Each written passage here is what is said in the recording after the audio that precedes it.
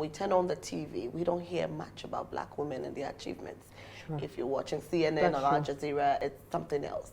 How do we change the narrative? How do you let these young children know that we can become something, you know, despite all the negativity out there? I think access to information is absolutely essential. You know, my mother had books in our hands at an extremely young age, and so I could read. You know, Carter G. Woodson once said, if you control a man's thinking, you don't have to worry about his actions, right? And so we can't let society embed in us negative thoughts about ourselves. And so I don't know, somehow I just knew when I was reading books in school and it was white people all the time, right? Like they set history. I would go through the encyclopedia trying to find the black people, like, you know, Baldwin as an author. You know, I went through no one told me about him.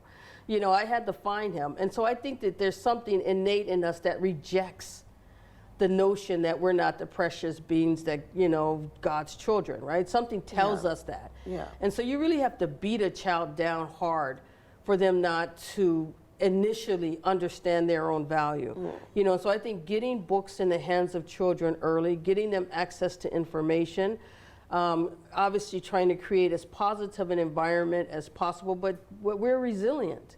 You know, we're resilient people, and so I think that, you know, I'm very hopeful that young girls, and I know that young girls today, no matter the circumstances, you know, if they just dream, you know, and believe in those dreams and put their faith in God, you know, that He's a helping hand always, then they can get out of any circumstance. I fully believe that. Great, great. That's good to know.